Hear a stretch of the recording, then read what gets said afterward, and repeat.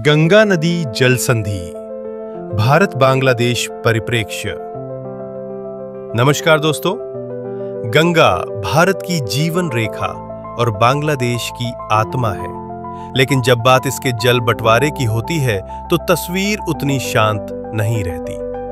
1996 में जो ऐतिहासिक गंगा जल संधि हुई थी, अब वो 2026 में समाप्त हो रही है। सवाल यह है, अब आगे क्या? गंगा नदी भारत और बांग्लादेश दोनों के लिए जीवनदायिनी है। इसका पानी दोनों देशों के लाखों लोगों की कृषि, पेयजल और पारिस्थितिकी के लिए बेहद जरूरी है। इसी वजह से गंगा के पानी का बंटवारा हमेशा से एक संवेदनशील और विवादित मुद्दा रहा है। गंगा नदी भारत की सबसे लंबी और पवित्र नदी है, जिसकी कुल लंबाई लगभग 2525 किलोमीटर है। गंगा नदी का भारत में विस्तार लगभग 2071 किलोमीटर है। इसके बाद ये बांग्लादेश में प्रवेश करती है, जहां इसे पद्मा कहा जाता है और अंततः बंगाल की खाड़ी में गिरती है। ज्ञातव्य है कि इसका उद्गम उत्तराखंड राज्य के गंगोत्री ग्लेशियर क्वेरी गोमुख नामक स्थान से होता है, जहां से यह भागीरथी के रूप में निकलती है, जहां से आगे चलकर देवप्रयाग में भागीरथी और अलकनंदा के संगम के बाद इसे गंगा कहा जाता है। गंगा नदी बांग्लादेश में राजशाही क्वेरी से पास प्रवेश करती है और पबना तथा गोआलंद क्वेरी से पास ब्रह्मपुत्र नदी, जिसे बांग्लादेश में जमुना कहा जाता है, से मिलती है। इसके बाद यह संयुक्त धारा मेघना नदी से मिलती है और फिर यह संयुक्त रूप से बंगाल की खाड़ी में गिरती है। वर्तमान गंगा जल संधि भारत और बांग्लादेश के बीच गंगा नदी के पानी के बंटवारे को लेकर 12 दिसंबर 1996 को हस्ताक्षरित हुई थी, जो 30 वर्ष की अवधि के लिए थी और अब अगले वर्ष समाप्त हो रही है। इस जल संधि का मुख्य उद्देश्य फरक्का बैराज पश्चिम बंगाल से गंगा के पानी का दोनों देशों के बीच निष्पक्ष वितरण सुनिश्चित करना था, विशेषकर शुष्क मौसम जनवरी से मई के दौरान, जब नदी में पानी की मात्रा कम होती है। 1996 की संधि का आधार था जल बंटवारा, जिसके अनुसार 1 जनवरी से 31 मई तक, जब गंगा में पानी कम होता है, दोनों देशों को बारी बारी से 10-10 दिन के लिए 35,000 क्यूसेक पानी मिलता है। विवाद और चुनौतियां। गंगा जल बंटवारे को लेकर विवाद 1950 के दशक में शुरू हुआ, जब भारत ने पश्चिम बंगाल के फरक्का में बैराज बनाने की योजना शुरू की, ताकि कोलकाता बंदरगाह में जल स्तर बनाए रखा जा सके। 1971 में बांग्लादेश के अलग राष्ट्र बनने के बाद दोनों देशों ने मिलकर समाधान की कोशिशें शुरू की। 1972 में संयुक्त नदी आयोग का गठन हुआ। 1975 के बाद बांग्लादेश ने आरोप लगाया कि उसे कम पानी मिल रहा है, जिससे कृषि, पेयजल और पर्यावरण पर असर पड़ता है।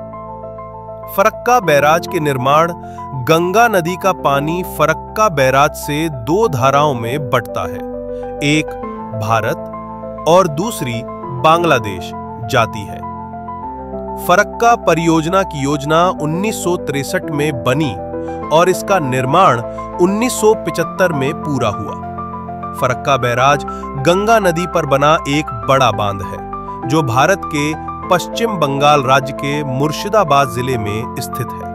यह बांग्लादेश की सीमा से लगभग 10 किलोमीटर दूर है। इसका निर्माण 1974-75 में हिंदुस्तान कंस्ट्रक्शन कंपनी द्वारा किया गया था।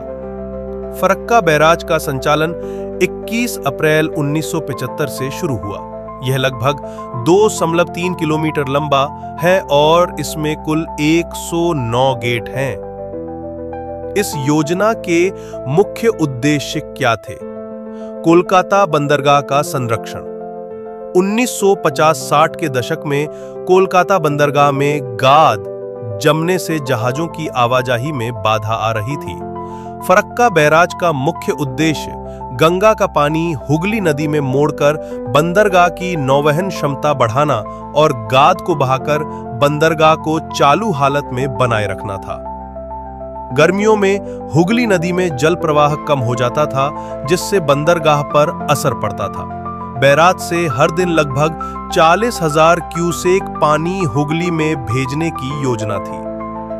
कोलकाता और आसपास के क्षेत्रों को पीने के लिए मीठा पानी उपलब्ध कराना भी एक उद्देश्य था, क्योंकि हुगली का पानी खारा हो जाता था। 1996 की ऐतिहासिक संधि। कई वर्षों की बातचीत के बाद 12 दिसंबर 1996 को भारत के तत्कालीन प्रधानमंत्री एच.डी. देवे गौड़ा और बांग्लादेश की प्रधानमंत्री शेख हसीना ने गंगा जल बंटवारे की 30 साल की संधि पर हस्ताक्षर किए। इस संधि को दोनों देशों के बीच दशकों पुराने तनाव के समाधान के रूप में देखा गया। बांग्लादेश के लिए यह संधि उसके किसानों और पारिस्थितिकी के लिए जरूरी थी, जबकि भारत ने इसे पड़ोसी देश के साथ सहयोग के रूप में लिया। संधि 2026 में समाप्त हो रही है।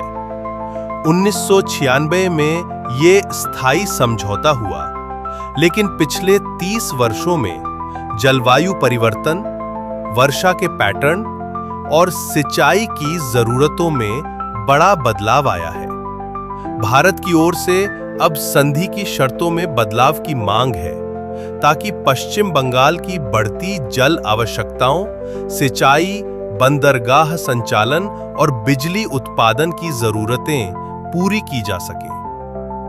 भारत चाहता है कि नया समझौता 15 वर्षों के लिए हो और जल बंटवारे के नए फार्मूले तय किए जाएं। भारत ने संकेत दिया है कि वो मौजूदा शर्तों पर इसे नवीनीकृत नहीं करेगा और नई परिस्थितियों के अनुसार और अपनी बढ़ती जरूरतों के अनुसार समझौते में बदलाव चाहता है, नई शर्तें तय करना चाहता है। बांग्लादेश भी अपने हिस्से के पानी को लेकर चिंतित है। ऐसे में दोनों देशों के लिए एक स्थायी, न्याय संगत और लचीला समाधान जरूरी है, जिससे भविष्य में विवाद, जल संकट और पारिस्थितिक असंतुलन न हो। अब प्रश्न ये है कि भारत और बांग्लादेश दोनों के लिए गंगा नदी का महत्व इतना अधिक क्यों है? भारत के लिए गंगा का महत्व आर्थिक एवं कृषि आधार, जल आपूर्ति, धार्मिक और सांस्कृतिक महत्व, पर्यावरणीय महत्व, ऊर्जा उत्पादन तथा परिवहन और पर्यटन है। बांग्लादेश के लिए गंगा का महत्व कृषि जीवन रेखा, जल आपूर्ति, मत्स्य और जैव विविधता। तो दोस्तों, ये थी गंगा जल संधि की पूरी जानकारी। इस विषय में आपके क्या विचार है? कमेंट के द्वारा हमें अवश्य बताएं तथा इसी तरह के अन्य ज्ञानवर्धक वीडियोस देखने के लिए चैनल को सब्सक्राइब करें तथा वीडियो को लाइक अवश्य करें। यदि आप किसी अन्य विषय पर वीडियो देखना चाहते हैं तो हमें कमेंट के माध्यम से अवगत कराएं। धन्यवाद। जय हिंद।